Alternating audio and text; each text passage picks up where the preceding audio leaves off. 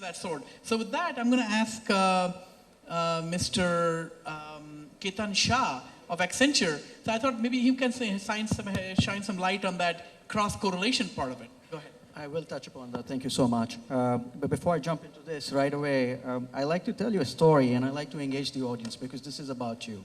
So if there is a small country that has about 3 million metering points, how many DSOs do you think that the country would have? 5, 10, 100? Thoughts? Take a number. Okay, if I tell you there are about 1,300 DSOs.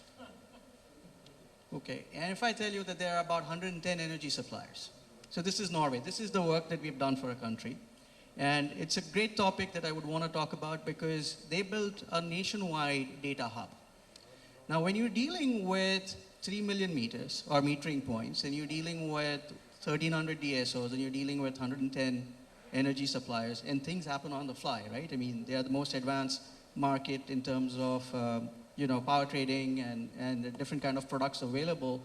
Their settlement expectation was in few hours.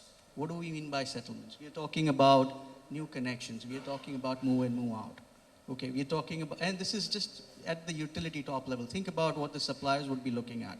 So when we start building a data hub for a country, okay, it was a 3 years exercise. It was all analytics and data-based, but there were a couple of things that we achieved. Rather than have the utilities go and build their own formulas and their settlement engines and so on and so forth, everything was aggregated at a country level. Now you have uniformity, okay, in terms of calculations, in the way you deal with tariffs, settlements, etc.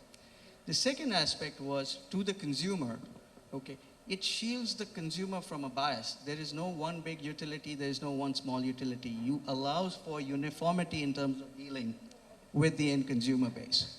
The third aspect of it is that it's the single statement of truth, right? Today, it is in a position to do millions of transactions in terms of settlements, okay, in a day's period. Their intent is to move it to hours. Now, if we as a country are in a position, then if we were to personalize it, go with this level of capability and tell Ministry of Power, here's everything settled as per things that needed to have happened across the breadth of the country, across 250 million meters, wouldn't that be nice? So when we start thinking about data and analytics, that's the correlation I would want to draw. The second aspect of it is we have to be real, right? 250 million meters, right? And we spoke about data, but let's talk about what does that data mean? Do we have 250 million addresses to go and deploy our meters? If it's, and I can tell you from the UP Haryana example, okay, we don't have the addresses, especially when we have special customers where we want to go and deploy prepay functionality. Their intent is going to be change karke dikhao, right? Change the meter for me. So these are things that we deal on the ground. The other aspect of data is very important because when we say peak load, everybody runs around peak loads. Okay, now we got peak loads, let's add renewables. But guess what happens? When you have peak load, your entire grid is operating at a peak. You can't take renewables and plug it back into a feeder that's already operating at a load in a peak level basis. So when you're starting thinking about data and analytics, timing is very important. Location is very important. You don't understand that context, adding in new is not going to help anything far. The analytics essentially help us do many of these things. And the last thing that I would want to talk about is how do you make this work? And I can tell you from my experience, that's not easy. It's been a spiritual journey. For certain customers, they're far ahead. We can learn from them. For some, it's been a difficult exercise. I'll give you an example.